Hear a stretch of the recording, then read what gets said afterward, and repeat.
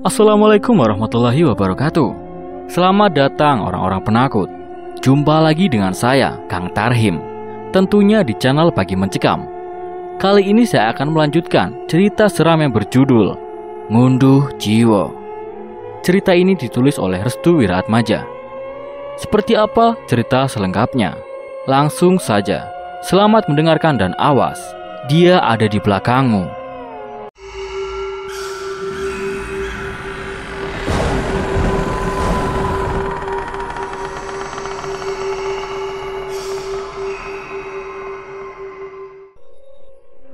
Perintah dari Bunda Melati bersifat mutlak. Jika dia menginginkan penundaan terhadap ritual yang nantinya akan dilakukan, maka segala apapun yang diperintahkan harus dijalankan sesuai dengan keinginan dari Bunda Melati sendiri. Setelah diketahui terkait dengan para pengganggu yang mencoba berkeinginan untuk membongkar rahasia yang sudah lama tertutupi dalam kabut kebohongan, Bunda Melati berkeinginan untuk menumpaskan satu persatu orang yang memang secara berkelanjutan ingin menceburkan dirinya dalam permasalahan. Tidak heran, dengan umpan yang dilakukan oleh Bunda Melati terhadap dengan gangguan yang diarahkan kepada Ibu Sri telah memberikan kegaduhan dalam ruang lingkup orang-orang yang telah menunggu momen itu. Mereka dengan belak-belakan telah bersedia untuk berhadapan dengan maut jika turut campur dengan satu dari banyaknya peristiwa naas yang nantinya akan diciptakan oleh Bunda Melati. Jangan beritahu ini kepada Bagus. Jika kita berhasil menupaskan Sri, maka orang-orang yang nantinya turut campur dalam masalah ini akan terungkap dengan sendirinya. Itulah rencana awal dari Bunda Melati. Dia sengaja membuat kegaduhan secara bertahap untuk melihat siapa-siapa saja yang nantinya akan turut campur dalam rencananya. Baik Bunda, tapi izinkan saya bersama dengan Cici yang mengurusnya. Jika ritual tidak bisa dijalankan cepat, kami berdua yang akan menupaskan Sri dalam waktu 1 hari. Aku ikuti keinginanmu. Bi Ima pamit undur diri. Ia kemudian melewati sebuah ruangan yang di dalamnya terdapat seorang pria tua yang sudah berada di ambang kematian. Nasibmu malang sekali, Pak. Bi Ima menatap dengan penuh kasihan terhadap seorang pria tua yang dulunya adalah bos kayu terkenal di desa Tejoromo. Kini, dirinya tidak bisa melakukan apapun semenjak Bunda Melati mengambil jiwanya untuk kepentingan pribadinya. Setelah urusannya dengan Bunda Melati telah usai, Bi Ima pun kembali pergi meninggalkan desa Tejokromo. Bersama dengan Cici, keduanya sudah terbiasa bersama-sama kemanapun akan pergi. Baik itu melakukan pekerjaan sebagai perias pengantin, mengunjungi Bunda Melati, atau memang ada tugas-tugas tertentu yang masih berkaitan dengan pekerjaannya saat ini. Akan tetapi, mereka berdua tidak pernah dikenal atau diketahui oleh siapapun warga di desa Tejokromo. Para warga bahkan menganggap mereka berdua adalah sebagai orang yang memang bekerja di rumah Bunda Melati. Sehingga para warga tidak pernah sekalipun menaruh kecurigaan terhadap Bi Ima dan Cici. Sebenarnya, hal yang menutupi itu adalah karena upaya dari Bunda Melati sendiri. Bunda Melati tidak pernah memperkenalkan mereka berdua kepada para warga. Hanya saja, ada sesuatu yang tidak bisa diketahui oleh banyak orang terhadap orang yang ada di balik layar terkait perias pengantin pribadi itu sendiri.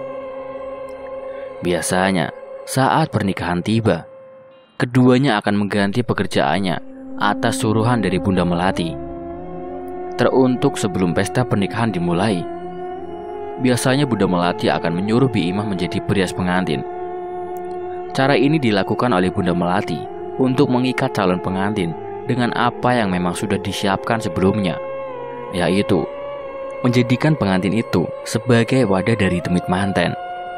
Sedangkan yang jarang orang ketahui adalah terkait dengan peran Cici yang sangat pasif ketika di pernikahan itu dimulai. Pekerjaan Cici adalah melakukan hal penting dari proses yang nantinya akan dilakukan, yaitu merias pengantin tepat di hari pernikahan tiba. Jadi, dapat disimpulkan bahwa keduanya memiliki pekerjaannya masing-masing di waktu yang berbeda. Biimah melakukan keterikatan antara demit manten dengan calon pengantin sebelum pernikahan tiba, dengan tujuan menjadikan calon pengantin itu sebagai wadah dari demit pengantin. Sedangkan Cici, dia adalah bagian eksekusi terpenting dengan merias pengantin tepat di hari pernikahan tiba. Dalam artian, ketika calon pengantin itu sudah menjadikan wadah oleh demit pengantin, maka tugas Cici adalah merias calon pengantin di hari pernikahan agar demit manten bisa mengambil alih wadah yang baru, yaitu calon pengantin itu sendiri. Pertukaran inilah yang disebut dengan ngunduh jiwa. Setelah yang dimaksud bertujuan untuk mengambil jiwa dari wadah yang akan dijadikan sebagai demit pengantin selanjutnya. Saat mereka berdua keluar dari rumah Bunda Melati, mereka melihat banyak sekali bunga melati yang bertaburan di sisi rumah. 4 hari dari sekarang, apakah semuanya akan berjalan sesuai dengan rencana di 1 tahun yang lalu? Tanya Cici kepada Biimah. Bulan pengantin sebentar lagi akan tiba ya. Rahayu sebentar lagi akan digantikan. Mereka pun meninggalkan rumah Bunda Melati dengan senang hati. Entah siapa yang memiliki ide segila ini, akan tetapi semua akan sirna ketika waktu yang telah ditentukan akan tiba. Desa Wongso, di rumah Mbah Sur. Mereka masih saling berbincang-bincang terkait dengan apa yang harus mereka lakukan sebelum nantinya korban berjatuhan. Jika dilihat dari beberapa kejadian yang telah terjadi, Mbah Sur sangat mengkhawatirkan keadaan Ibu Sri. Pasalnya, apa yang terjadi kepada Ibu Sri lebih ganas dan memberikan dampak kematian yang lebih besar dibanding dengan apa yang terjadi kepadanya saat berusaha untuk menghalang-halangi pernikahan dari Rahayu. Sudah hari ketiga, tapi dampaknya mengerikan seperti ini. Apakah wanita iblis itu sengaja untuk membuat kegaduhan? Tanya Mbah Sur. Ibu Sumi dan Pak Sumardi juga sama-sama saling menelaah akan berbagai kejadian yang sudah diceritakan oleh Mbah Sur terhadap teror yang menimpa Ibu Sri. Mbah Sur, berapa lama Mbah Sur mengalami teror sebelum Rahayu dinikahkan oleh Bagus? Mbah Sur berpikir sejenak. Ia seperti mengingat-ingat kejadian 1 tahun yang lalu, saat teror yang sama juga menimpa dirinya sebelum hari pernikahan tiba. Biasanya hari kedua semua sudah usai, karena aku yakin teror ini bertujuan untuk memberikan ketakutan saja. Ibu Sumi merasa aneh dengan pernyataan Mbah Sur. Jika memang teror yang berjalan hanya sampai 2 hari, kemungkinan besar ada sesuatu yang sedang mereka incar dan sedang mereka inginkan sebelum hari pernikahan tiba. Terlepas dari teror yang sangat aneh dialami Ibu Sri, Mbah Sur juga memiliki pemikiran yang sama seperti apa yang dipikirkan oleh Ibu Sri terkait dengan kejanggalan dari rencana yang dijalankan oleh Bunda Melati. Mereka saling terdiam sejenak. Tak disangka, jam sudah menunjukkan pukul 12 siang. Mereka sepertinya sangat asik untuk membicarakan kasus ini lebih dalam. Terlebih lagi, Mbah Sur adalah orang yang selamat dalam kasus ini. Ibu Sumi juga masih memiliki banyak pertanyaan terhadap kejanggalan-kejanggalan yang lain dari fenomena ngunduh jiwa. Apakah karena memang ada sesuatu yang sebenarnya telah atau akan ditawarkan oleh pihak keluarga Bagus? Tawaran? Benar Mbah, tawaran. Aku menemukan 3 perbedaan dari 3 korban.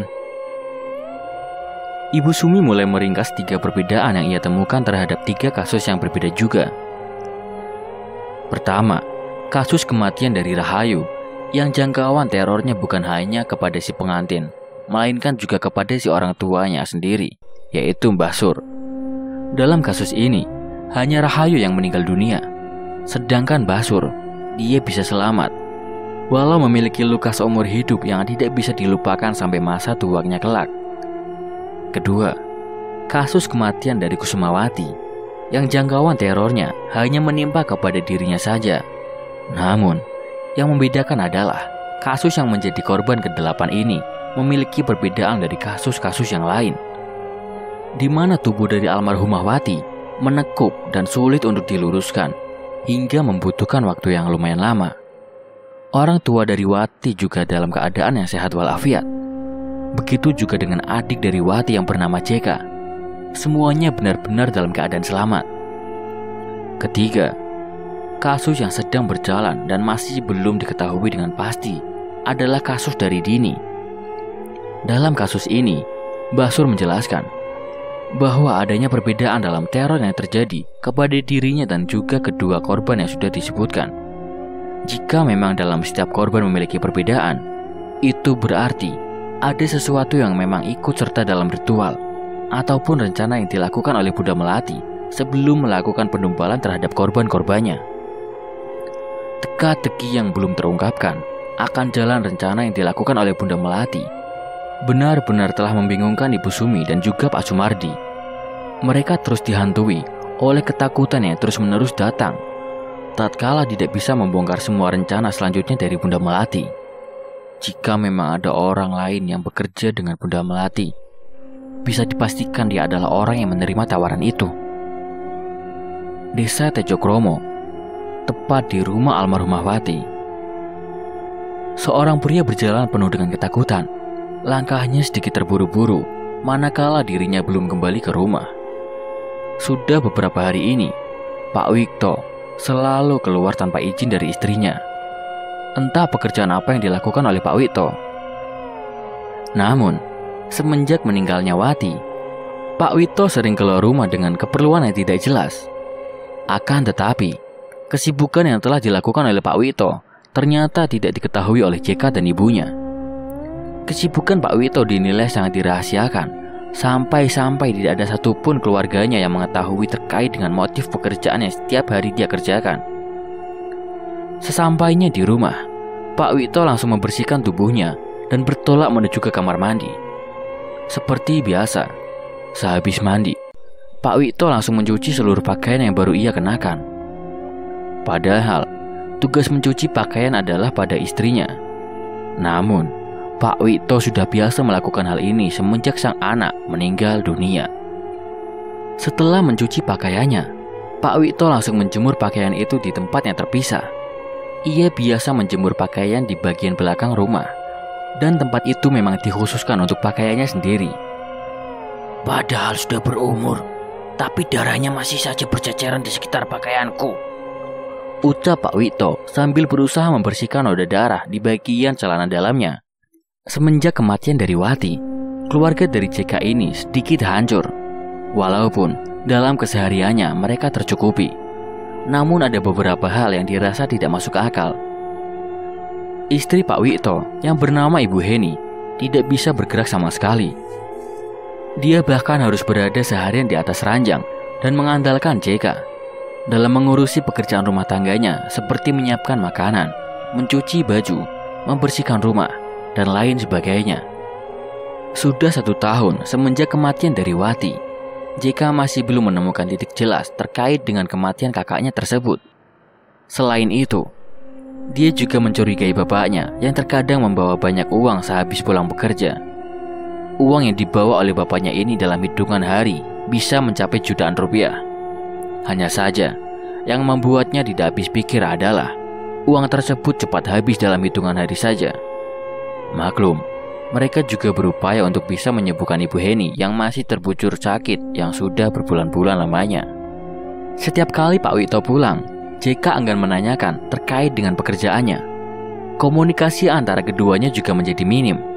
Belum lagi, permasalahan ekonomi yang terus menggerus kehidupannya membuat JK tidak bisa berbuat apa-apa selain menerima semua kehendak yang telah diberikan dalam kehidupannya. Saat itu, Pak Wikto kebetulan sedang berada di dapur. Ia sedang memasak sayur kesukaannya sendirian. Sayur dengan potongan buah nangka dan dibuat seperti layaknya gudeg menjadi makanan favorit keluarganya. Bersamaan dengan Pak Wikto yang sedang masak, JK menuju dapur untuk menanyakan terkait dengan makanan yang sudah habis. Pak, Ibu mau makan. Beras kita sudah habis. Bapak lagi masak. Nanti biar Bapak yang nyuapin Ibu aja. Iya, Pak. Pak Wikto menengok ke arah belakang untuk memastikan jika JK sudah tidak berada lagi di belakangnya. Lalu, dia mengambil kantong kresek yang sudah ia siapkan dari sakunya dan mengambil sesuatu dari kantong kresek tersebut. Dengan cepat, Pak Wito memasukkan 3 buah bunga melati dan dia memasukkannya ke dalam sayur yang sedang ia masak. Pak Wito mengaduk-aduk sayur itu hingga bunga melati yang ia masukkan sudah tercampur dengan sayur yang ia masak. Sembari menunggu masakan selesai, JK menyiapkan nasi yang baru saja matang.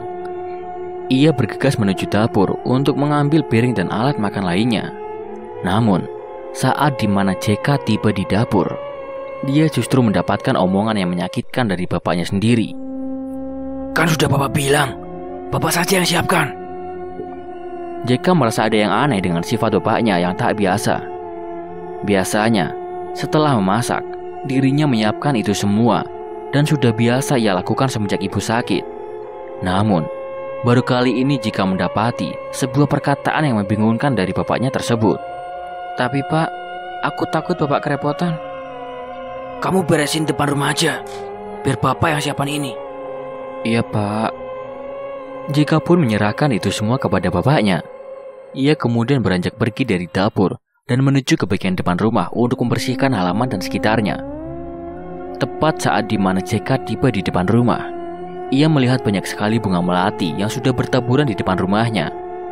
JK merasa ada yang tidak beres dengan penebaran bunga melati yang masih segar itu.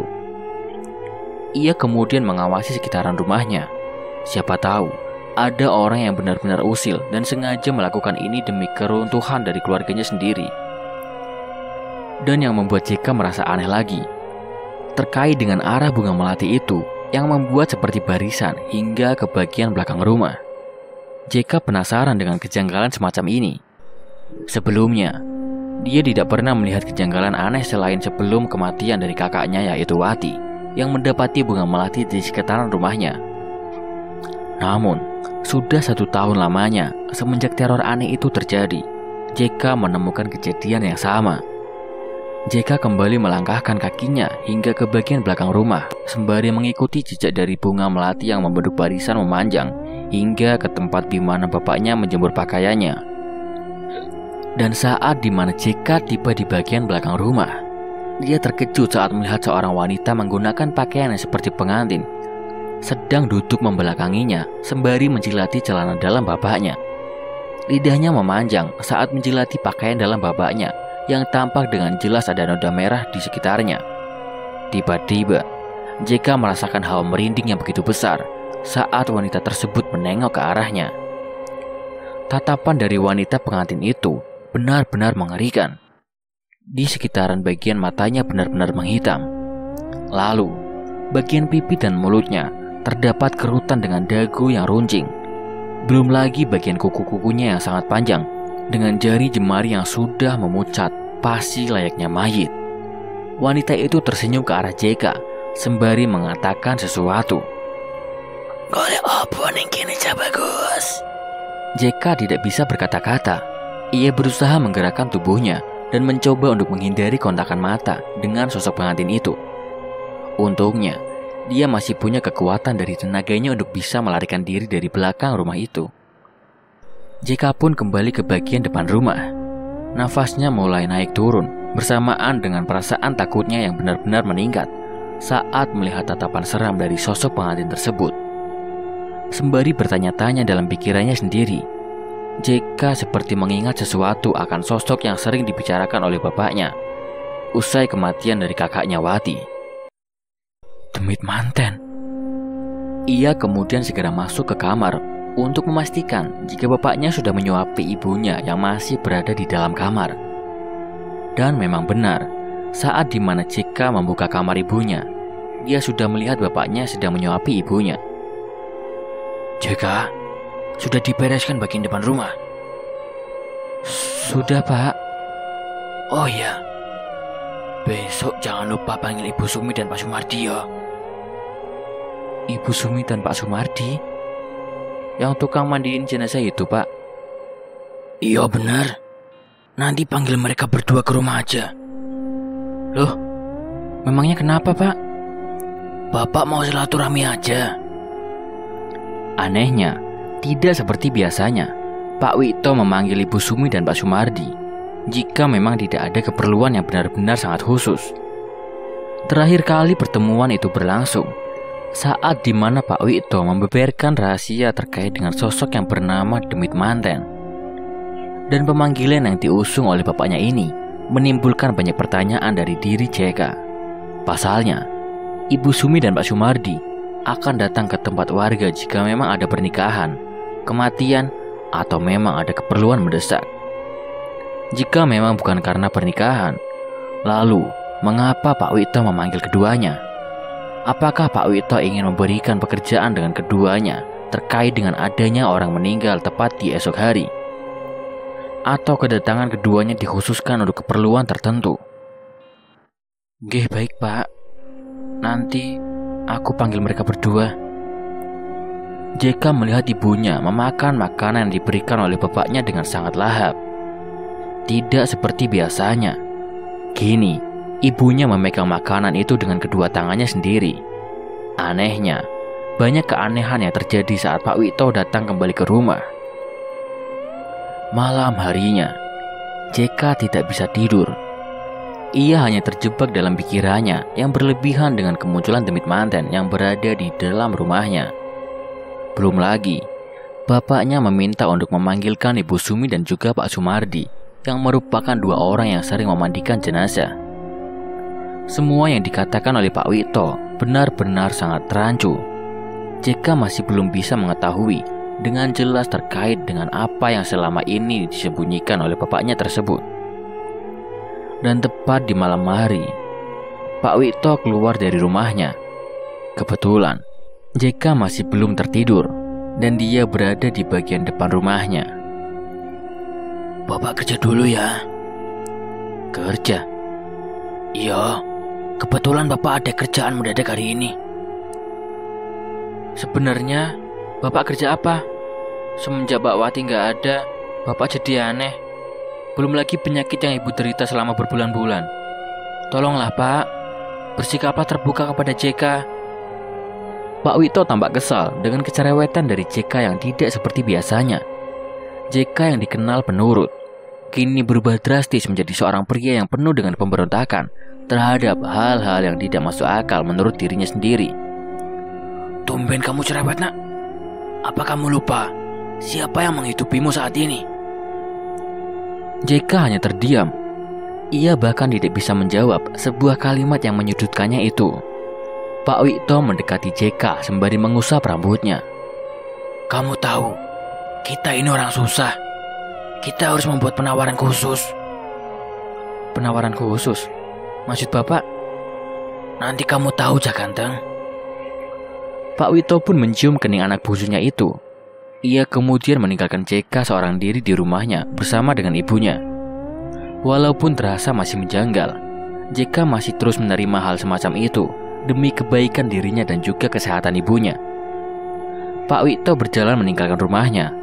Ia kini bertolak menuju ke salah satu rumah besar yang memang sangat dikenal oleh seluruh warga di desa Tejokromo.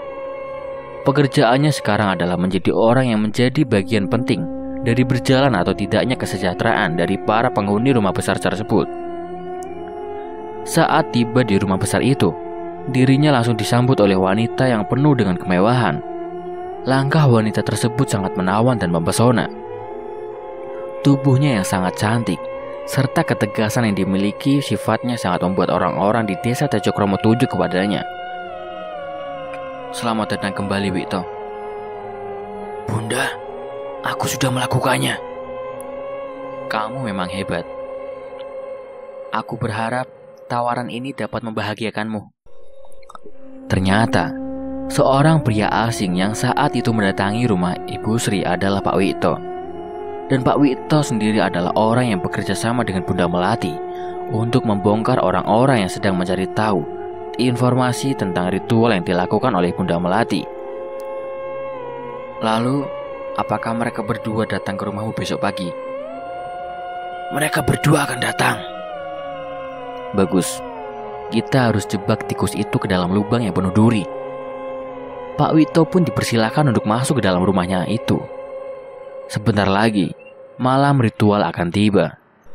Namun, Bunda Melati memiliki rencana lain untuk bisa menjebak orang-orang yang memang sering membenduti rencana secara sembunyi-sembunyi. Sementara itu, JK sudah tertidur lelap. Dari hadapannya, keluar seorang wanita dan berjalan menuju ke kamar mandi. JK masih tidak sadar jika yang baru saja melewatinya adalah ibunya sendiri yang didiagnosa tidak bisa berjalan selama berbulan-bulan. Dan saat yang bersamaan, terdengar sesuatu dari arah kamar mandi. Suaranya begitu jelas. JK langsung terkejut saat dia mendapati kamar ibunya sudah terbuka dengan lebar. Ibu! JK pun segera mencari ibunya. Dia mencari ke bagian depan rumah. Namun, dia tidak mendapati siapapun di luaran. Firasatnya tertuju kepada arah kamar mandi.